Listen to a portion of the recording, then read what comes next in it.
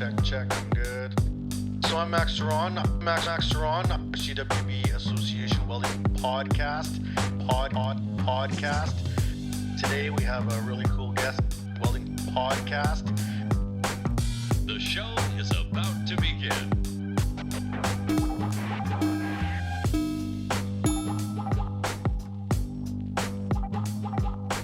Hello and welcome to another edition of the CWB Association Podcast. My name is Max Ceron, and today we have a great person that I've been working with for a couple of years now through the association and through what she was doing at the college before. And we have Saxxon McLeod with us, coming to us from Ontario. How's it going, Saxxon?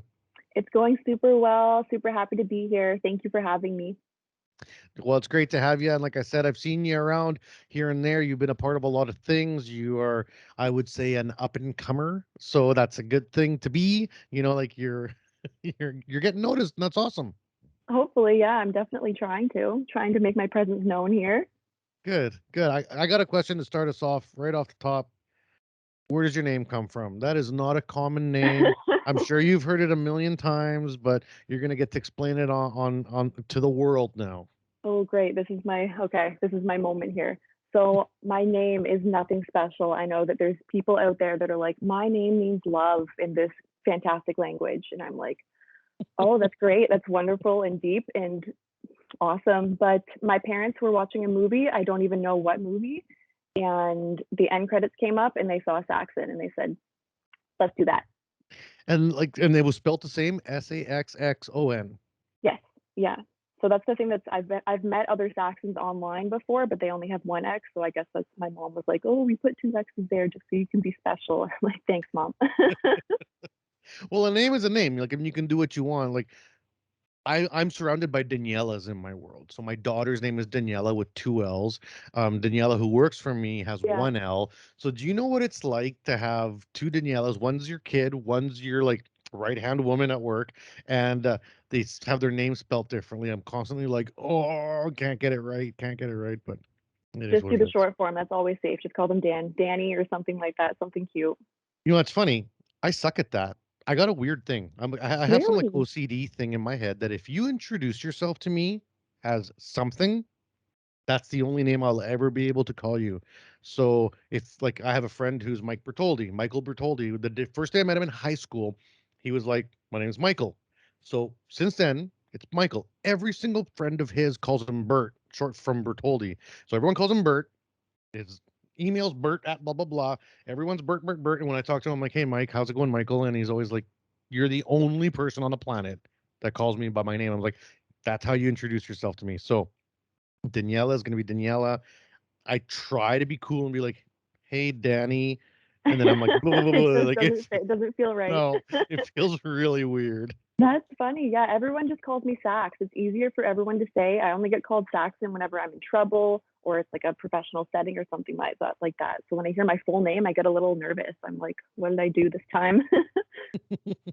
All right. So where are you located right now? On your couch here in somewhere in the east of Canada, east of me? I'm in Ontario. I'm right on the border with Michigan. Oh, okay. Like right on the border? Right on the border. I can see Michigan from my window, actually. Can you throw rocks? I'm not very good at throwing things, so no, but if I had a good arm, then yes. So, you know, people might be wondering, why is Saxxon on the show? Are you a welder? I am not a welder by trade. I can weld. I'm a great welder. But my title is Welding Engineer. I went to school for Welding Engineering Technology, though. Okay, and where did you go to school? I went to school at Conestoga College, and I cannot say enough good things about Conestoga. Well, Conestoga has a reputation that precedes its name everywhere. They're deep in a lot of really cutting edge programs, not just in terms of good training. I mean, you can get good training at many colleges, but Conestoga seems to make a point of trying to like come up with new programs and new angles and a new vision of what welding and welding technology can be. And I mean, that gets them noticed. Oh, 100%. And I would credit that all to the professors there. They do the most. They go like beyond what they need to be doing. And yeah, that's all because of the professors that they have there. So as a young girl coming up, did you think you wanted to be an engineer? Like, I mean, was engineering on the table already and you weren't sure what type of engineering? Because the engineering field is wide. Or did you come at it from the material slash metals angle and then find engineering? I came at from the welding angle and then found engineering. I never in a million years thought that I would go this route. I was all over the road. I liked everything and I couldn't choose anything to do. After high school, I had a pretty similar story to you and a few other people on the podcast that I've heard. Everyone said, "Oh, Sax, you have to go to university, do this. Like, go to university. You're in the academic classes. You're smart. You got to do this." And when I was in high school, our high school was like a shop-oriented high school. I was pretty fortunate in that sense, where we had good shops and we had a lot of programs that were trade-oriented. So I got to dip my toes in a lot of different puddles. In high school, I did carpentry, I did electrical, I did welding, of course, small engines, and then machining as well. And I stuck through with small engines and welding all through high school, and I just loved welding. So I was kind of a bad kid in grade 9 and 10. I was a rebel. I was always disrupting class and everything. I would get kicked out of classes a lot, and I would end up getting kicked out of those classes and going into the welding shop and just doing my homework there because I loved the welding shop. So that's whenever I fell in love with welding. I found it kind of therapeutic. Like I didn't have to focus on anything else. I didn't have to think about people or my grades or my home life or anything like that. I could just focus on the arc and that was it. So I loved welding. And then in grade 10 and 11, I had realized, okay, like my family doesn't have that much money. Like if I want to go to school after this, like I need to be getting scholarships. I need to do something for myself. So I kind of smartened up a little bit and got my grades under control. And then, yeah, that was the point when all of my teachers were saying, Sax, you have to go to university. Like you got to do this. And I felt so much pressure. I didn't want to let anyone down. I wanted to prove to the world that I was smart or something. So I did that. I went to university and I had no idea what I wanted to do as any other 17-year-old. I imagine, like, what are you supposed to do when you're 17 and people are pushing you in these directions? So I did what they told me and I went to university for business and I loved it. Business. Loved it. Business. Yeah. Right. Yeah. You're like, okay, how boring is that? So I did 1 year of business. And at that point, I was in a long-term relationship and I said, I'm going to not do this and I'm going to be a stay-at-home mom instead. I was 18. That was your plan. That was my plan. And did you have a kid already? Oh, no. So you hadn't even had the kid to stay home with yet. Exactly. No, I was just like, we're going to do this. So I loved my business course. I did amazing in it. It was great. I learned so much and I don't think that I regret it because it's helped me in my life path. So that happened. And I remember being in business school and being downstairs in the library in my study group and looking at the engineers and seeing the equations that they had on the boards. And I was like, that is ridiculous. Like, what does that mean? That's just crazy. And that was I didn't know what engineers did. I had no idea. I don't think a lot of people know what engineers do. And so that was my business experience. Then I moved back home to my super small town of 1,000 people and I got a job doing purchasing and analytics for an aftermarket exhaust manufacturing company. And so are you still with the longtime boyfriend at this point still? No, that's very... So stay-at-home mom is out the window now. That's out the window. That's like polar opposite to what I am now. So that's done. So moved back home and got my job there because of my 1 year in business school. So this is kind of how it segued me into welding again. So I was doing purchasing, of course. So I was working with the production manager and dealing with like welding consumables and raw materials, etc. So I spent a lot of time in the shops and I thought, oh my gosh, I miss this. Like I miss being in the shop. I miss welding. I miss working with metal.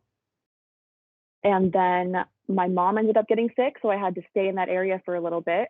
But then once she was okay, I took the first opportunity I could and I started Googling. I was like, welding programs, welding anything, welding this and that. So I had found 2 colleges, Conestoga and Northern College, that offered a 3-year welding engineering technology course. Conestoga had specialized in either inspection or robotics, and they had the CWBA chapter.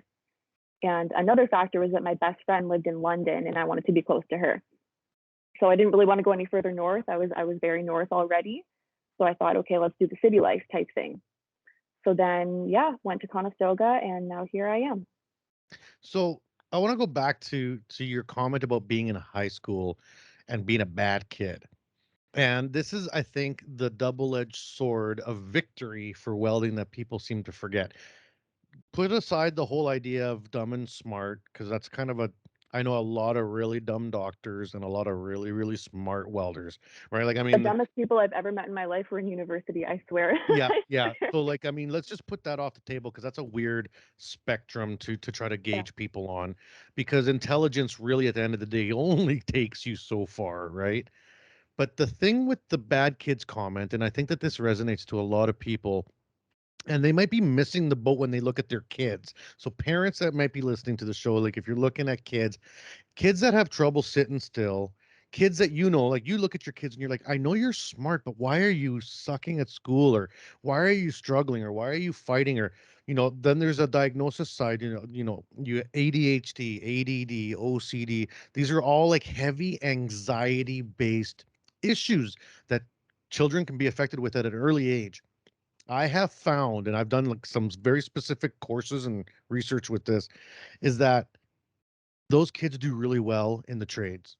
Mhm. They acclimatize to the trades very well. And it was exactly what you said, that singular focus, the hyper focus that they call in the ADHD spectrum, is that kids will hyper focus on a thing. You have no idea what it's like. And for the people listening, I mean, you do, but the world at large who doesn't weld has no idea what it's like to put down the hood, be in a field of darkness. Like it's darkness. Like you just shut off the light to your world and you're focusing on a little blue light. And there's like 6 million parameters that you're running through your head at the same time: angle up, angle down, speed, sound, colors, smell, like all these things that you're doing, calculating on the fly Yep. as you're laying a bead, right? That can draw you in. And I remember we did a class once. It was like a class where we had a couple of students come in that they were heavily diagnosed. We actually got warned, like, careful. These kids are really high on the, ADHD spectrum. They have trouble. They might be disruptive. You know what? We spent like 10 minutes in the classroom, and yeah, you could tell they were not loving it. And then we got them into the shop. They like outpaced the rest of the class, like 10-1. Oh, I don't doubt it. They just like ran with it and flew with it. And it's like, this is the piece that maybe we've ignored and been like, why aren't we actually like saying it out loud, being like, you know what, if you're struggling, and I'm not saying like the dumb kids go to welding. That's the opposite of what I'm saying. I'm Mhm. saying that the kids that need more focus or that need that singular attention, man, trades all the way. Like, bring them in. We need them so badly. They do so well. They go from being a student that's struggling to being the top of their class, and that feels good. You can see the win in their eyes that I'm good at this. Yeah. I'm not getting yelled at. I'm not getting in trouble. And you know what? I get to play with fire. Cool. 100%. And something that was kind of cool for me to see in high school, I was granted the opportunity to be a peer tutor. That was an extra course they offered in grade 12. Mhm. So they took a few students, and we were peer tutors to some of the remedial classes that they had in high school. And a lot of these kids that I was teaching, they were considered remedial in English or science or math that I was tutoring. But I would go into the welding shop with them, and they would be in my class, and they were incredible. I would learn things from them every day. They rocked it. Mm-hmm. So yeah, And there is a people big. learn people's brains develop at a different pace. So just because you're terrible at math in grade 11 Mhm. doesn't mean you're going to be terrible at math No, forever. Like, I no, mean, none and of that's that something. matters. No, we drill that into people's heads, like, oh, you haven't hit these benchmarks by X time. And it's like, with welding students, I've had students that are like so good, like just show up day one so good. They go through my 2-3 years of school, and then you run into them 5 years later, and they're not welding because they like just didn't jive with it. And then there's those students that barely got through the program, like struggled, had to Mhm. get tutors, had to stay late, barely got through the program. You're running into them 5 years later, and they're like the foreman for like some $1 million shop, and they're just crushing it. I Yep. mean, people just develop differently. And I find that not necessarily even just in high school, but in a lot of the college programs as well, that can kind of hold guys back if they have to take electives that they're not necessarily going to be doing a good job at because it's not in their spectrum. That can hold them back from finishing their college class that's not really oriented to what they're there to be learning. 100%. Like, who enjoyed English 100? Nobody. Okay, nobody enjoyed English 100. I don't care if you're even an English major. You just power through that and walk out with the 55 and be happy. Like, Hmm. so explain to me this program, because this doesn't exist everywhere. And Okay. these programs that are offered in Ontario, specifically Conestoga, Mohawk has something a little bit similar. You know, what do you learn in these 3 years? Is it more engineering? Is it more materials? Is it more welding? Like, how does this come together when you say you're a welding engineering tech program? Right. So yeah, whenever I'm listening to your other podcasts, I never heard of this program in any of the other provinces. I've heard of like a 1 year and 2 year program, but never the 3 year program that I was able to do. So Conestoga's program, I can't speak for Northern, but Conestoga's program in the first year it is very welding hands-on based. So you come in and you learn how to weld basically. They teach you pretty much everything. The only thing that I think was out of the ordinary that we learned how to do was carbon arc gouging. But yeah, you learn MIG, you learn TIG, you learn literally everything now that I'm thinking about it. Oxyacetylene, of course, plasma arc you get to play with.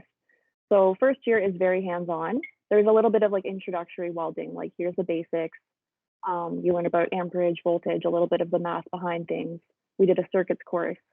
And then in your second and third year, this is whenever things get to be a little bit more math and science based. So you still have those hands-on courses, but now you're going to be doing labs and you're going to be welding things with different amperages and different settings, and you're going to be cutting them open and looking at them under a microscope.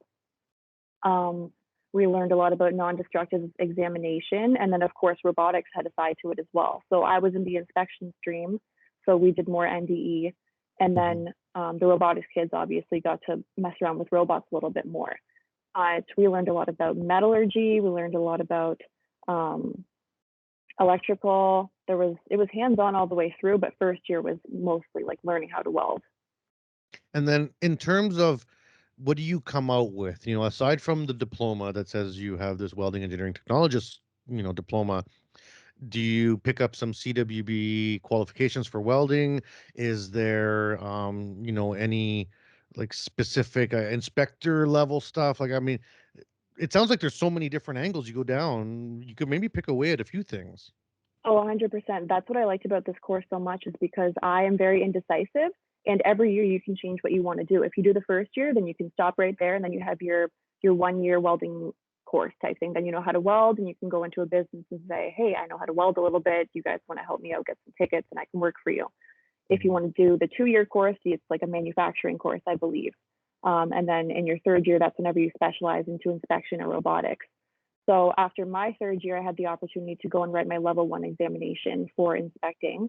So I got that, and that was super easy after doing my 3 years and like having a well-rounded understanding of inspection. If you want to, there was not really a reason for me to go and get any welding tickets because I don't weld for my job. But if you wanted to do that after the first year, the college does have them come in, and you can actually get some welding tickets at the college. Okay. And then where does this sit in the engineering spectrum? If I was to look at it from the engineering people's viewpoints, this is not a PEng, this is not a ring on your pinky finger, I assume. Mm. But are you on the way? Is it plausible? Can you use this to work towards, the standard engineering degree? Do you know if how that would line up? Yeah, there is a bridge. So it's a bridge program with a close university, and I think that you have to do 2 more years. So it would be a mechanical engineering degree and then with a specialization in welding. Okay. So there are no universities, I believe, in Ontario at the moment that have a specialization in welding. I think there's one, but they kind of touch on it. It's not necessarily like an in-depth understanding of welding, but it would be under mechanical engineering. So Yeah, where I this think. program kind of sits is in between. You're not necessarily a welder, but you're not an engineer. You're kind of the bridge that gaps those two specializations. Well, and like I think there's only maybe 2 colleges in Canada that have any tie directly to welding or metallurgy, and I think that's the University of Edmonton with or the University of Alberta with the CCWJ, and then Waterloo, I believe, has a program that ties it in. But I haven't taken those classes and that, so I don't know. We might have to bring someone online. Well, Nairn was on it; he explained it a few podcasts ago, but I forget. Now, when you are looking at coming out of this for work now, So now you finish school, you have this, I would say maybe like a diploma, and I think that's a good thing. Like when I got my fabrication red seal, it's because I wanted to bridge that gap between me and engineers. I loved being a welder, but I wanted to get more involved with the engineering aspects, so I took the fabrication course, and then that kind of helped me bridge that. And I think bridging is actually really important for people in terms of careers, because generally going forward, I'll say it, one certificate's not enough, one diploma is not enough. You kind of have to have a few things in your pocket to make yourself stand out. Yep. Where did this fit in terms of you're looking for work? You can't apply for full out engineer jobs. You can't really apply for full out welding jobs. You could get level one inspector work, which is usually enough of. What did you look at it in terms of the job market? So that was whenever COVID was full throttle. Things were shut Oh, down. There was not a lot going on type thing. So for inspection, it was kind of hard because we have to go in places. We have to be talking to mhm, people and looking at things, right? For robotics, it's like, okay, you guys, like we need people to be working on robots. You're in a cell by yourself type thing. So it's like there was a little bit more opportunity, I think, at the time for the robotic students. So for me personally, I started looking for jobs way before I was done school. I was like, I need to get myself out there. I need to be mhm. checking in places because I need to pay the bills after school's done. Now, what type of work were you able to find? Did you have to bounce around, or did you get pretty lucky with the work you found? I would say both. Mm, So I kind of, the place that I'm at now, I found immediately, well, a little bit before graduation. However, my interviewing process was extremely long with them. So I needed something to pay the bills, right? So I did find something to kind of tie me over in between then. And I'm happy that I did that. The job that I kind of bounced around with was automotive. And I'm happy that I got to try it out just because I'm a little bit biased. My grandpa worked for GMC. So I was like, I need to try automotive and see what happens. And I hated mhm. it. Automotive was not for me. So I'm really happy that I tried it out. Well, now I'm you down to know. try anything, right? Mhm. You have to know. So while I was working at this place for a little bit, I was kind of every second day I would hear something back from the place that I'm working at now, and I was like, I have to book an interview with them, or I have to drive there. What am I going to do about my other job? So it was Mhm. a little while of me kind of sneaking around to try to pin this job down and get it. And I'm glad that I stuck out with it, and I'm glad that I waited, and I'm glad that I reached out to them a while before graduation. And then in terms of what you do now, what's the role you do with this company? So, like I said before, my title is Welding Engineer. I don't really even think that that's like a really good title for me. It doesn't really encompass what I do. So, this is the hardest thing that I have to explain to new people is what I do at my job. My parents have no idea what I do at my job. I don't think my best friends really know what I do. You're not going to say anything illegal, are you? No. Well, we get these yachts and we drive them to Colombia and all like, If I tell you, I have to kill you. yeah. So, basically, I work in the heat exchanger and pressure vessel industry. So all of the jobs that come in, they're all custom jobs. So every job that comes in for all of the welds that come on that are on the jobs, they have to be inspected. And I'm the one who determines what weld gets inspected and what type of inspection happens to the weld. Okay. So you're basically like the controller for weld inspection. Yeah, let's say that. I like the word controller. Yeah, and the controller, what a controller position means is that you're a stop and go point. So if you're a controller in a position, it means that the jobs come up to this point and they must be controlled before they move on to the next point. So that kind of sounds like did we just make up a job title for you there? Is this We going to work did, now? yeah. That's my new Yeah, name. So I controller. would say it is in the quality assurance department. I'm Hmm. not necessarily quality control because I'm in the pre side of things rather than the post Okay. side of things.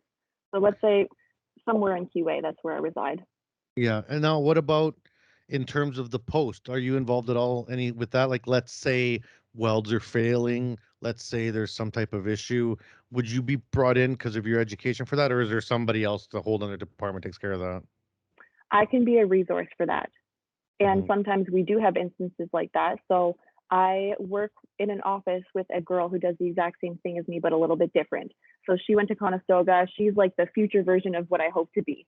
So she is like a welding specialist there. So we have, she's like an infinite resource for me. So she deals with things whenever they go wrong like that. So I get to kind of listen through her. I haven't been there that long, and that's kind of what I'm hoping to be doing eventually. Just because of my background with Conestoga and everything that I learned. I love metallurgy, and I love like welding as a whole, right? So I would like to be kind of more in that scene. But if a weld was to fail or something was to go wrong, then it would come back on me, because it would be like, Sax, you were the one that determined what examination is happening on this. Was it the right examination? Is it our fault, or is it the client's fault, type thing? So yeah, I guess I could have a little bit to do with post as well. Yeah, and I mean, hopefully you're not like the welder's worst nightmare when the engineers are like, it was probably the material. Okay, get out of here. That is so unlikely. I mean, Yep. it's technically possible, but the odds are so low. Okay, well, this is a great time to take the break. We're at the 25-minute mark. We're on track. We're doing good. We're doing good. And then we'll have a word from our sponsors here on the CWB Association Podcast. We'll be right back after this quick message.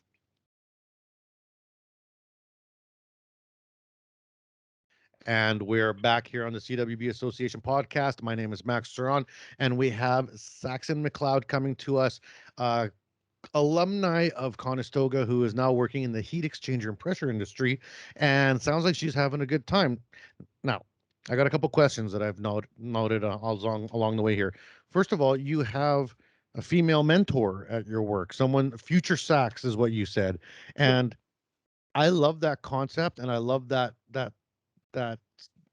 level of female to female mentoring, which is so important. And this show is being released within Women Empowerment Month, so I'd like to ask you some of those questions. So, leading up to this, but before, in college, what was like the female to male ratio in these Conestoga programs? Were they fairly well represented with female gender? I have been told that it's getting better. So in my course, there would be maybe 5 or 6 females. Out So of I'm going to say 20 to 30. Okay. So, and that's above the average already. And now, if it's better, that's even better. Now, in your group of say 5 or 6 women that were with you during your time at Conestoga, have you kept tabs on how they're doing? Is everyone working within the industry? Because this is the next question that always comes up when we talk about, how do we help the ratio of women to men in the industry, is the concept of attrition or retention, you know. So, you obviously have been retained. You are doing it for a living now and no desire to go drive yachts to Colombia anytime soon. But the other 5 or 6 women in your course, how are they doing? Do you know? I believe the majority of them are still in the field. There's one that I'm particularly interested in. She's kind of looking at running her own business. So I'm really excited to see how things go with her. That's super exciting. And then the woman that you work with now, she went through Conestoga program. She's got, I assume, maybe older than you, maybe not. People start at different ages, but she's been at the company longer. How did it make you feel to be hired on and see, a female in a future position of something that you would aspire to? Does that must create some confidence, right?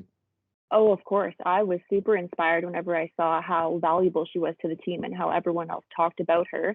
And then whenever I knew that I was going to be working with her, I felt like I was with a celebrity or something. I didn't want to let her know. I was so excited to be there. I was like, oh my gosh, this is the girl that I heard about. Like, I can't wait to like work with her. Like, I just want to ask her all of the questions, but I don't want to annoy her, like all of this stuff.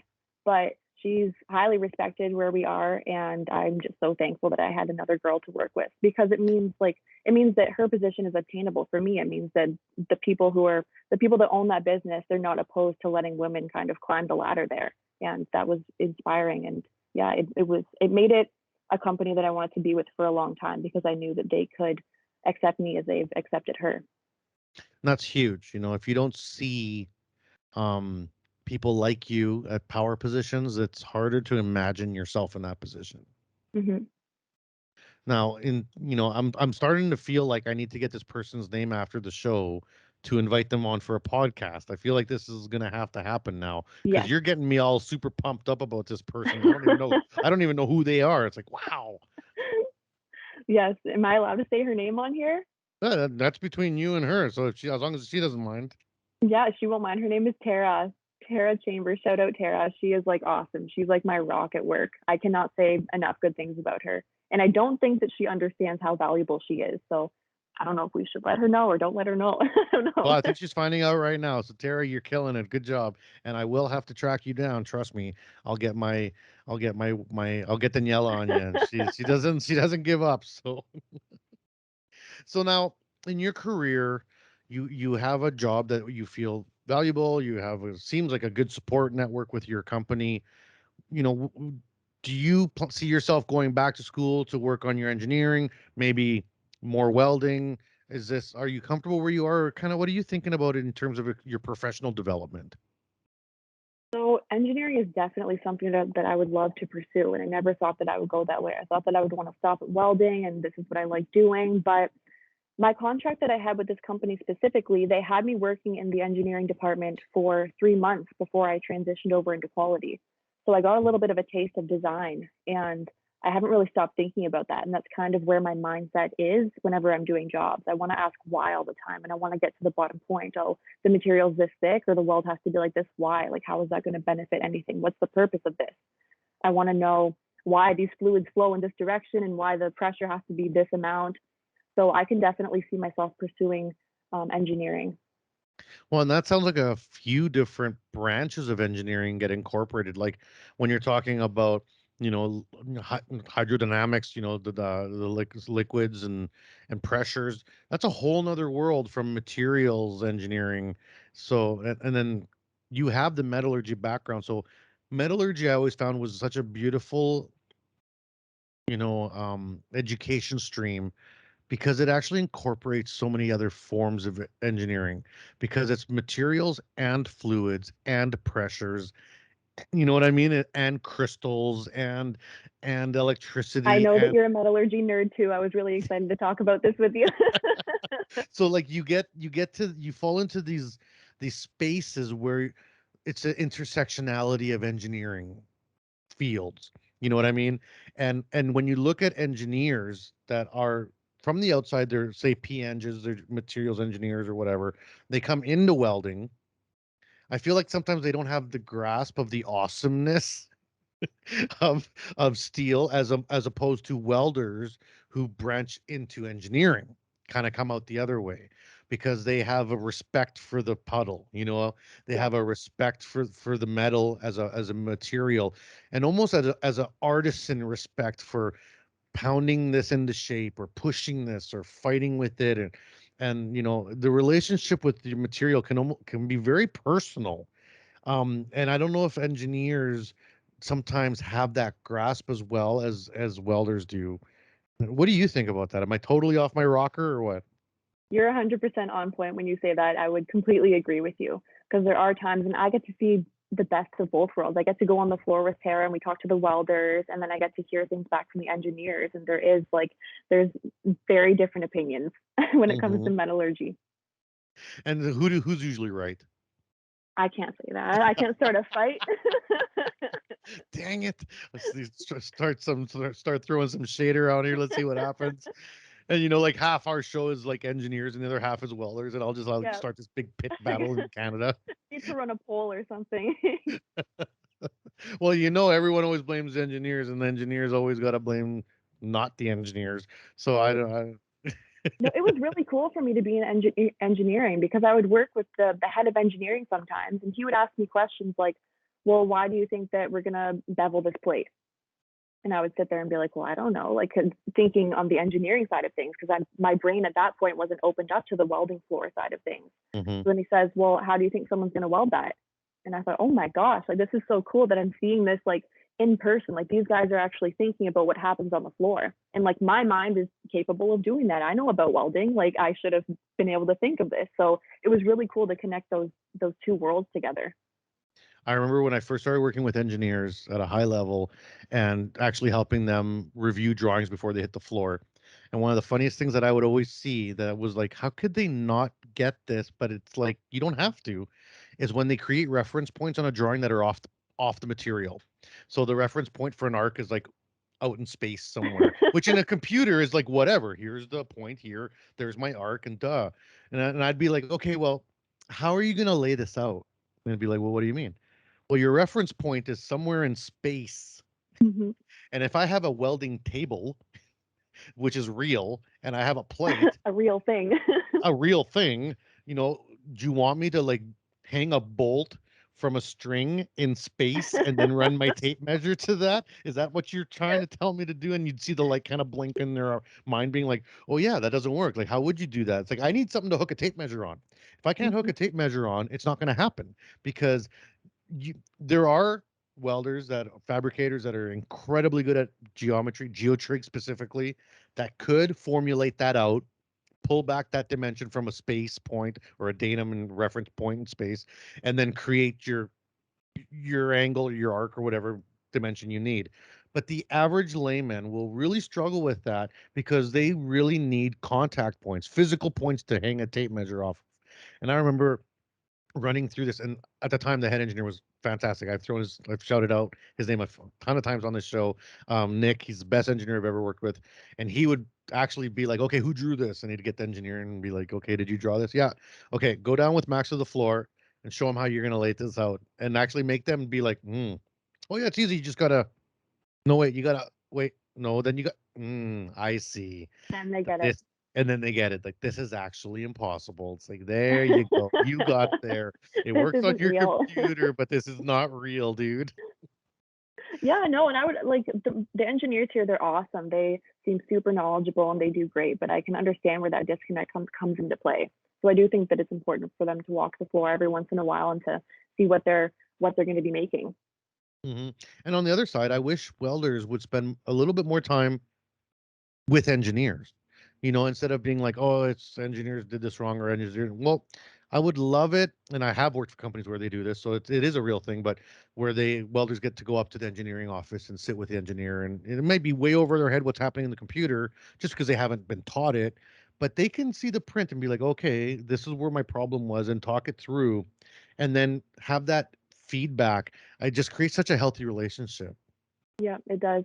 And I mean, whenever I'm thinking about what the engineers do there, the tolerances that they have to work in and the specs that they have to use and all these constraints, and for them to be able to actually produce things with given all of these rules, it's like, holy hmm smokes, like you guys got it.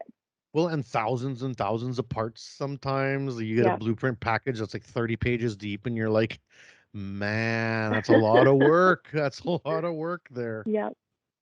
Now, another thing that you brought up was your involvement with the chapter, and you were not mildly involved with the chapter. You were very involved with the chapter. You were the chapter chair for Conestoga. Yes, I was. So in my first and second year, in my first year, I was voted in as vice chair. So that was a pretty cool experience, just coming off the street and all of a sudden being a vice chair. So that was pretty cool. I carried that through my second year, and then third year, I took on the role of chair. So And I was involved heavily throughout my 3 years at Conestoga. and I guess why? Why even get involved at all? Was there discussions with instructors about getting involved, or was it something among the students? How did you get your name in the hat in the first place at all? There were so many reasons why, to be honest with you. So as I had said previously, I went to university before, and then I took a couple years off and I was working. So I went back as a mature student, I guess mature sort of. I was, hmm I think, 21 or 22 whenever I went back to school. So I was a little bit older than all the 17, 18-year-olds that were just coming right out of high school. So hmm after going to university, I kind of had some regrets. Like I didn't really meet that many people, and I didn't join any clubs. I didn't really get involved. And I said, okay, like I want to do it different this time around. Like I'm a little bit more mature now, and this is like what I know I want to do. So I think on orientation day, the people that brought us around, they were all involved in the CWBA at Conestoga. So that's how the seed kind of got planted. And then we were offered these little fillet gauges. We needed fillet gauges for our first year. We had to buy a bunch of tools and stuff. And do you have one with you? I have one on my keychain right here too. Is it this one? No, it's this one. Oh, it's that one. Hold on. This one. Oh yeah. I got them So all over the place here. nice. So we had to buy these like little $5 fillet gauges from the CWBA, and then that's how they kind of got into us and said, oh, like by the way, we're having a meeting tomorrow night. You should come. So I thought, okay, like I don't know anyone here. I've just moved to the city. Like maybe I'll make some friends. The people who were in the CWBA, they were a little bit older than the rest of the students. So I said, okay, maybe I can make some friends who are around my age. I thought it would be a good opportunity to kind of meet people, get closer with my professors, meet people in the industry, because I knew that they did a lot of tours before COVID was a thing. and just a better way to give me some more knowledge. Like, I'm paying a lot of money for this course, so I'm going to get the most that I can out of it. So yeah, that's why I joined initially. And this was pre-COVID, right? Right. My first COVID hit at the end of my second year. So how did you feel about the chapter or the association's ability to do the things you love doing once COVID hit? Because I got hired to kind of run the ship right in the middle of COVID. So I stepped into like a kind of a crazy time. How did Right. you feel? Like I was a part of CWA for a long time pre-COVID. So I definitely knew what I loved about the CWBA, but during COVID, things changed. And I mean, as a young person who was only a part of this for a year or so, and then COVID hits, did the chapter just die? Were you guys able to keep it running? What was the game plan? What were those conversations? So in the beginning of things, the chapter kind of did die. And I didn't take on the role of chair until I think later on in the year, maybe around January, February. And nothing had really happened. And then we thought a couple of people kind of got together that were involved previously and said, okay, like we should do something, like let's try it out. And that's whenever the whole era of Zoom meetings and Teams and everything was born. So we said, okay, like obviously it's capable. We're seeing other people do things with Zoom and Teams. Maybe we can do something like this and be able to have our weekly meetings. So we did, and honestly, it flourished. It was amazing. We had so many people come out to meetings and our events. We found ways to adapt to it. We had game nights, we had trivia, we had like a bunch of different cool stuff. And that's how we did our end of the year welding gala as well. I think that you came to that. But we had a lot of people there too. I think there was like 60 or 70 people. And in our weekly meetings, just so you guys can have an idea, we would have maybe like 10, 20 people, which is still pretty good. But to have like between 60 and 80 people come to a trivia night or like to one of our events, like that's awesome. So I really think that a lot of good things did come out of it, being able to have this online platform, especially for people who maybe couldn't travel. We had a lot of international students as well that joined that year because they couldn't travel or maybe they didn't know about our meetings, but having the online platforms available to them, they could come to our meetings, no problem. Yeah, and you always learn through adversity. Like it's why we're at the top of the food chain. We just you adapt or die. And so when we just went through this with Winnipeg. Winnipeg kind of came off the radar a little bit during COVID, struggling with the concept of meeting online virtually, as so many chapters did, and then finally started dipping their toes back in. And their first kind of little meeting, there's people joining from like remote areas of Manitoba, and they're like, "Well, we've never had anyone from a remote part of Manitoba be a part of these meetings before." It's like, yeah, like this is a thing. I know that it sucks being held back from doing the face to face, and we're starting to open up now, and we're going to be back there. But let's not forget the things we've gained. We've opened up to a new market, and maybe people that have been ignored for 100 years in our association, groups that we maybe should have done a better job of reaching out to, that now finally have a bit of a voice. We got to be careful not to shut that off now. We got to find a way to keep everyone happy. Yes, we need to get back in person, but yes, we also need to make sure that these people that live out in the middle of nowhere that love welding can still sign up and join something and be a part of something just because.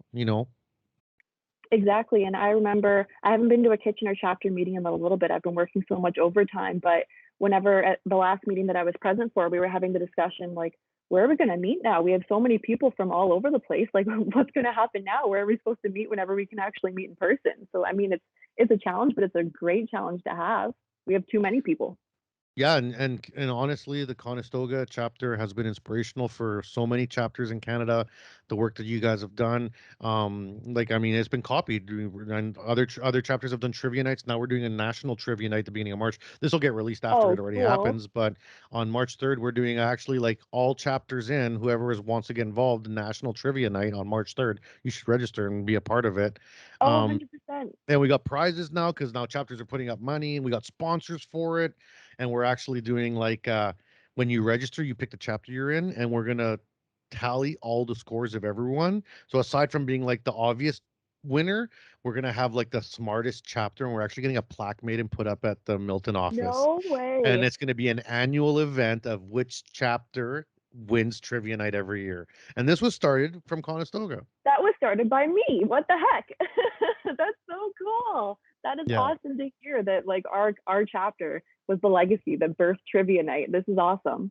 Yeah, no, and it's awesome, and now the Kitchener area, because so many of the Conestoga chapter members slide into the Kitchener chapter afterwards, Yep. and the Kitchener chapter just started a new thing where they're doing scholar or not scholar because it's not a scholarship, but they're doing fundraising matching with the foundation Yep. and like this like partnership for schools, not people, but schools. So now they'll like have like a money I shouldn't, it's not prize. What's the word I'm looking for? They're like a donation for a school in Okay. terms of consumables. So like tools and rods and materials and stuff like that. That's funded through fundraising and matched by the foundation. Now, is this for high schools or colleges? High schools.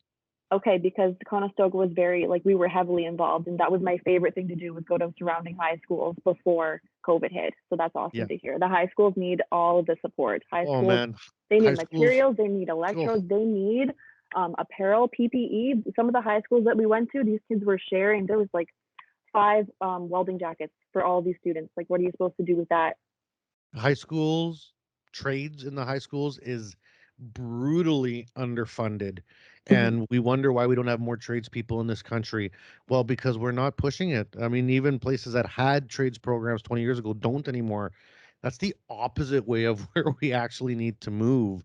Like, and it's brutal. I've looked at some of the funding for some high schools, and I'm talking about high schools with like 3,000, 4,000 students, big high schools that have large programs are getting 3 to 4 grand a year to run a welding Wow, that's program. nothing.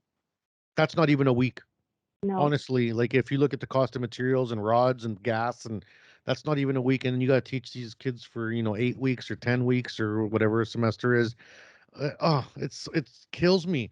And that's one of the things actually we're trying to figure out is how to connect. And people like you have great ideas, so hopefully you're still involved with chapters going forward, because one of the things that we're trying to figure out is how do we connect the local industry to the high schools in terms of scrap. Let's just even talk scrap.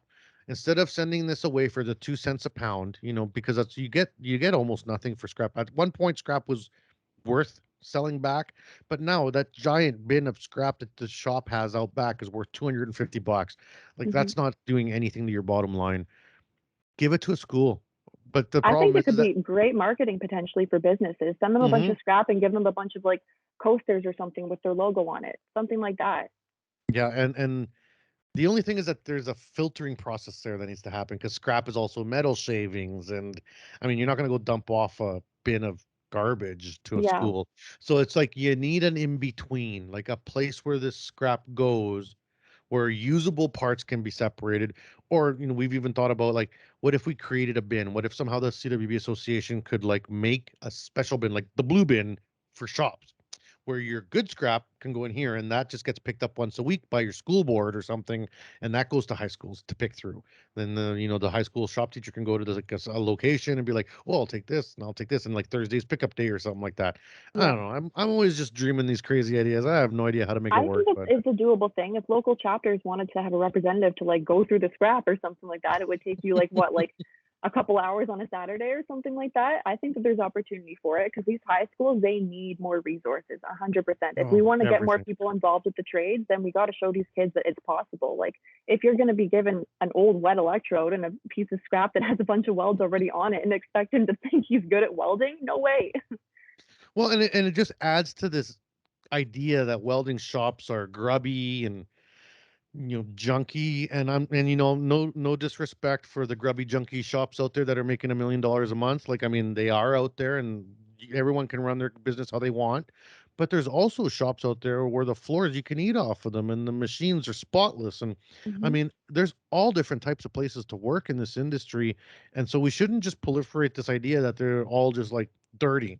No, there's like, have you ever been into an aviation shop where they build planes or stuff like that? I mean, it's amazing to see some of these places and how clean, like cleaner than hospitals. 100%. And that's another thing that kind of got me whenever I walked into the place that I'm working now. I took one step into their shop and thought, oh my gosh, I need to be here. Like I've never seen a shop like this before. But yeah, it is possible. And whenever I was doing open house night sometimes for the welding program at Conestoga, that's a majority of the questions I got from the parents were, oh well, is my kid gonna get dirty? Is it a hard, dirty, gross job? And I said, no, like look at me, like my nails are nice, like I'm fine. Like Yeah. it doesn't have to be all that. It can be if they want to. Like, I mean, there's definitely that road, Oh and some yeah. people are super good at that. I'm not. I'm like too. I don't know. I like being done up. I like my hair and stuff. So I'm not good with road work, and we laugh about it all the time on the show because I'm not much. I did my stint and I got out. I like shop work. I like clean shops. I like working for organized shops, and it's like Mhm. my jam. Yeah, it's not, there's people think that it's like a one-way street type thing, but the welding world, there's so many different roads you can go down. It's not one or the other. Like, sorry, it's not just one thing. You have so many options. Now, is there any female programs or incentives that you used throughout your career, like specifically bursaries or scholarships or anything like that that you were connected to? Was that stuff that was brought to your attention in school? In high school, I don't believe there was anything like that. Now, in college, there were a couple things. I know that one of the professors, Laura Protege, she also heavily advertised. She kind of ran a little women in welding Mhm. workshop as well, and I think that that got a lot of women interested in welding. I think that's why Tara got involved in welding. To be honest with you, there was also one event that happened in the summertime after my first year. I think it was called Jill of All Trades, and I'm not sure if you're familiar with it or not, No.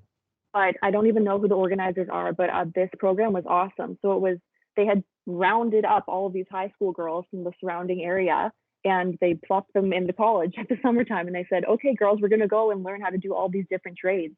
So I was the welding supervisor. So the girls would go through the college, and they were able to try a bunch of different trades. So whenever they came into the welding shop, we had them make like little picture frames, and like I would just take them in the welding booth and show them what welding was. But I thought that that was a really good opportunity for girls to kind of get involved in the trades and learn about them without having the shop being filled with a bunch of guys who could potentially intimidate them. Well, and that's such a valid point. Like, for example, about a month or so ago, there was a Women of Steel program in Regina here, and the COVID happened, and a couple of the instructors got sick, and so I got called up from the ranks because I'm still technically an instructor at Sass Poly. So I got called up and said, "Hey, can you come fill in?" And I was like, "Well, for sure. Like I work for CWB, so I can bring some swag and I can promote both programs at the same time. Works great." But at the end of the day, it shouldn't have been me, right? It should have been a woman, and we didn't have that woman on the roster that we could call up. And that's one of the things that I'm always like, we need to have like more women at the higher level, not just the Right. starter level, but the higher level beyond the books, involved with the chapters. Because if I would have had one within my chapter in Regina, I would have been like, pass, I'll give you so and so. You know what I mean? But I didn't have that person to call up. And there was already two women volunteers there, thank God. And Eve and Sundine, they're awesome. They're great welders. Eve is an iron worker. I've worked with her actually on a bunch of projects. She's super, super cool. But they needed someone who's at the instructor level, right? And understands like teaching is a little bit different game. And so it's like, oh, there's only one, I think, female welding instructor, maybe two in Saskatchewan right now between four campuses. Wow. And it's like, what the heck? You know what I mean? That's not nearly enough. It grinds me because I don't know how to fix that problem. Right.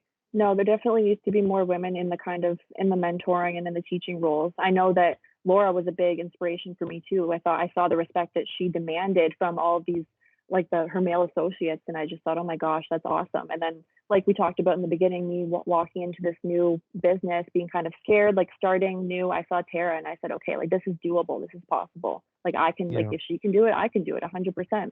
So I think that it is super important to have women in these, like you said, the higher up roles so that younger women can see them and think I can do this too.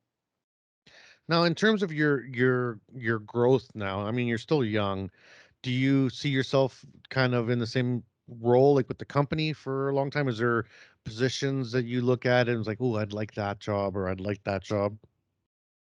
I don't really know. I'm still kind of sorting things out. I love Still what pretty I'm doing. fresh? I'm very fresh and I'm Yeah. learning so much every day. But I can see myself, like I would love to, if another opportunity opened itself up in the company, I would definitely jump on it. Like I want to learn all there is to learn. Yeah. Someday it'll be Saxxon McLeod, CEO. Hopefully that's the goal.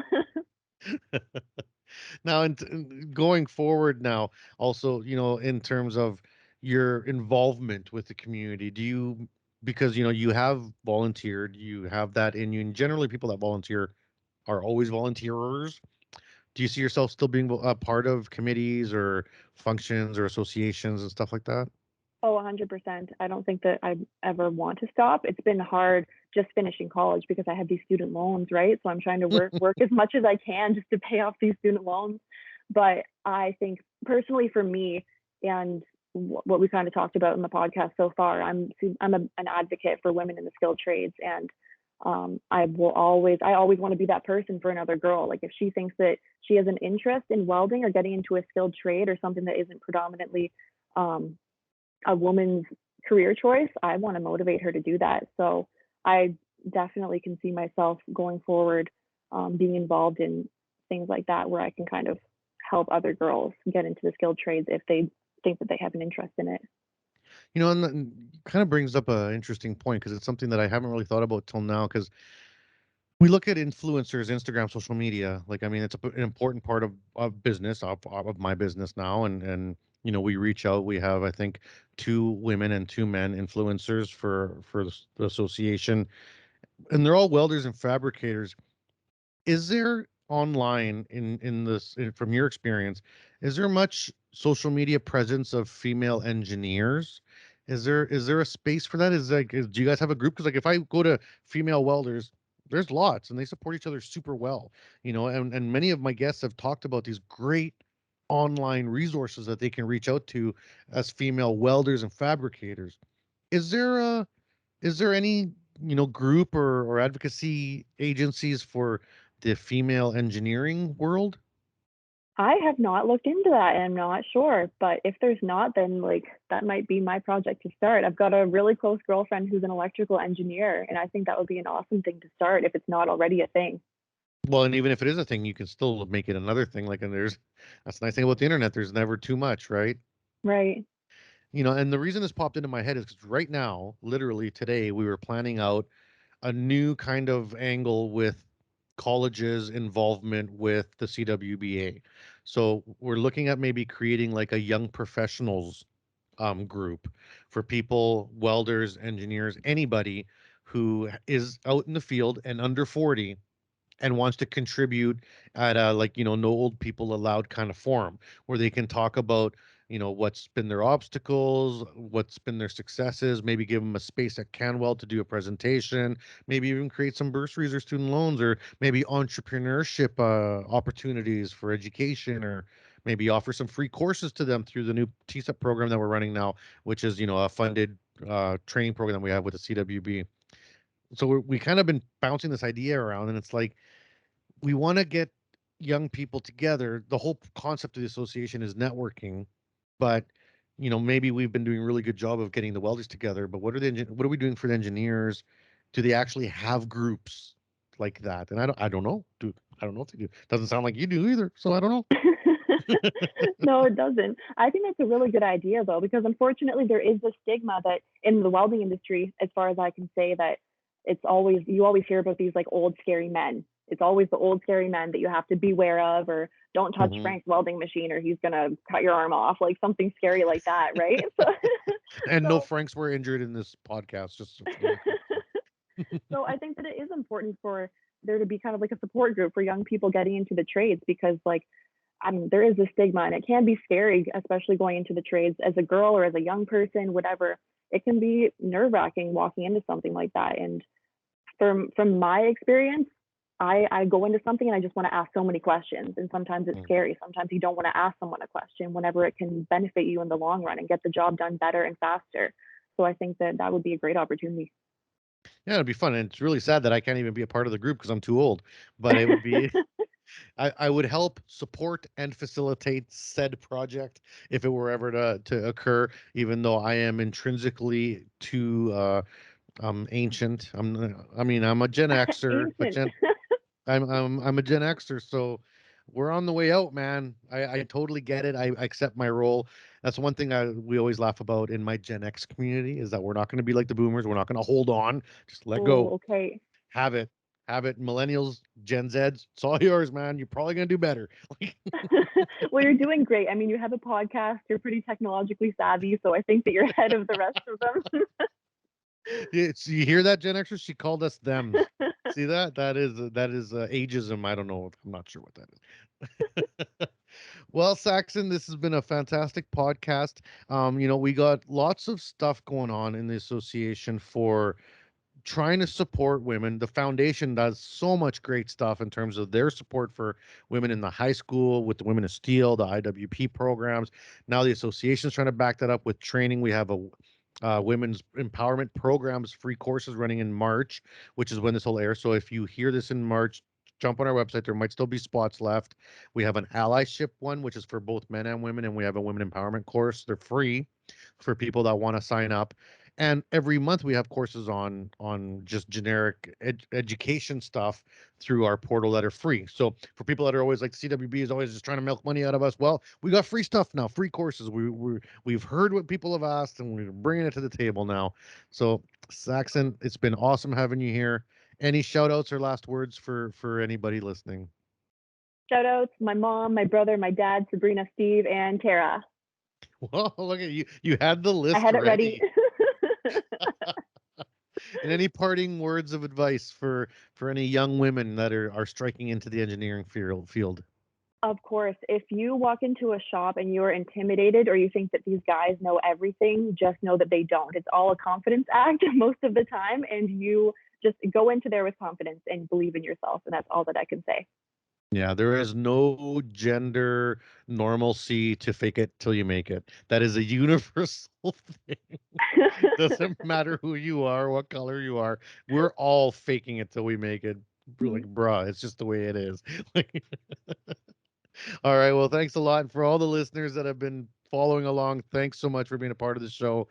Make sure you guys are signing up for Can Weld in June. So June 13th, 14th, 15th. We got FabTech Can Weld coming up. It's going to be huge in Toronto Congress Center. We got an all-female panel we're just finalizing right now, moderated and ran by women, called Changing the Gear Ratio in the Automotive Industry. That is in conjunction with AWS and SME. And so we got lots of cool stuff happening for then. And of course, between now and then, we still have Trivia Night, March 3rd. We have Educators Conference, May, and we're going to be at the CAF Conference. And there's also an all-women conference this year for the first time, being done by the Center of Apprenticeship Forum in the East Coast. I believe it's in Newfoundland, called SWIT. SWITT. So if anybody's interested in an all-female conference to support the women in the trades, it is called Supporting Women in Trades and Technologies SWIT Conference out in the East Coast. We will be out there, so hopefully you guys will be too. So that's not ran by us. We're just supporting the people out there that are doing cool stuff. So make sure you guys get out there, and we'll see you at the next episode. We hope you enjoyed the show.